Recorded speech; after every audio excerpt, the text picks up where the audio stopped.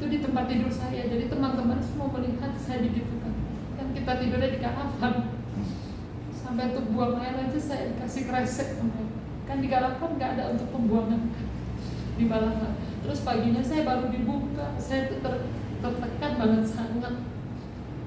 Di situ saya tuh berpikir apa ini, kenapa saya bisa begini sana.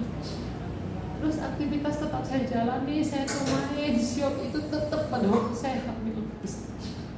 Saya berhentinya bermain itu pada waktu saya hamil karena ada penonton yang bilang, ada yang protes. Karena bos saya kan setiap main mereka kadang duduk di sela-sela penonton untuk apa, di situ ada penonton yang bilang, kok hamil masih disuruh main. Akhirnya saya baru diistirahatkan itu pun tetap menjaga batu-batu yang lain saya dapat. Akhirnya saya melahirkan, itu pun saya dipisahkan dari anak saya. Saya tidak menyusui dan saya tidak tahu, itu langsung dibawa ke Jakarta. Itu keadaan saya masih di rumah sakit. Akhirnya ternyata ditaruh di Pondok Indah, di rumah Pondok Indah. Di situ saya 2 tahun kemudian saya baru melihat, karena sirkus kalau main di Jakarta itu tempat base campnya kita di sana bermain. Kita ke sana lihat, dan di situ saya lihat baru anak saya. Kan kenapa saya mengenal anak saya? Karena di situ ada baby sisternya dan juga yang memberikan nama saya, Deborah. Terus saya lihat banyak bayi-bayi yang lain juga dengan anak-anak saya. Itu sekitar ada 13 bayi, ada baby sisternya. Saya lihat, saya sakit hati lagi. Anak saya juga diperlakukan seperti saya, disuruh main sirkus. Di usia dia 3 tahun, sekitar 3 tahun, dia disuruh main sirkus juga, dibawa ke Oriental Circus, dilatih juga. Tahun 94 saya akhirnya keluar dari sirkus. Saya keluar, saya lihat, saya juga kepingin, karena generasi saya, teman-teman saya semua sudah pada keluar. Saya juga teman sudah makin berkurang. Akhirnya saya keluar dari sirkus. Terus saya ketemu lagi dengan anak saya di usia 16 tahun. Baru ketemu. Itu sirkus pada waktu itu main di Magetan. Saya dikasih tahu sama teman saya, mantan ex-Oriental Circus, dikasih tahu kalau anak kamu ada di sini. Kamu nggak mau lihat? Ya di situ saya baru ketemu anak saya. Mungkin Bu sudah bertemu dengan Bu Hati. Nama Debbie sudah. Itu pun juga saya ketemu umur usia 16 tahun itu, saya punya pekerjaan juga di luar, saya udah lebih bisa untuk hidup di luar. Saya sudah mengerti ya, oh di luar itu seperti ini gitu.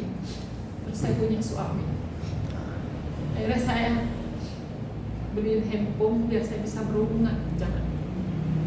Terus akhirnya saya hubungan, saya juga perkenalkan diri karena dia tidak mengakui saya. Pada saat itu manggil saya tante.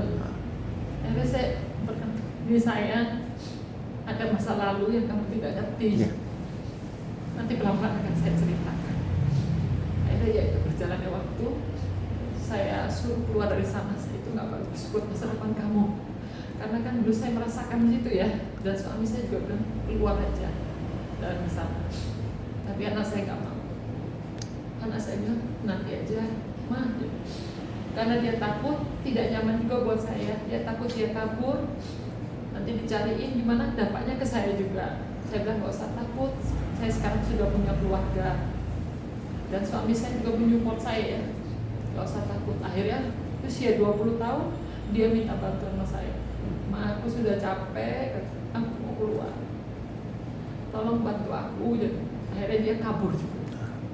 Itu sirkus waktu itu main di Jakarta.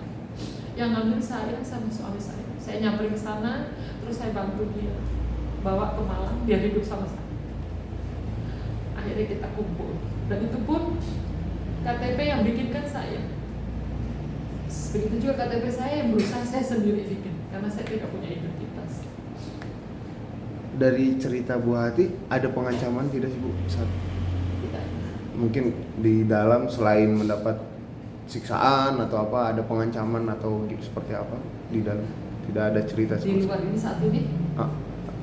Pas di dalam. Oh pas dalam. Ya. Saat ini sudah. Alhamdulillah sudah hidup kecil, keluarga saya kecil ya. Anak saya juga sudah mulai kerja.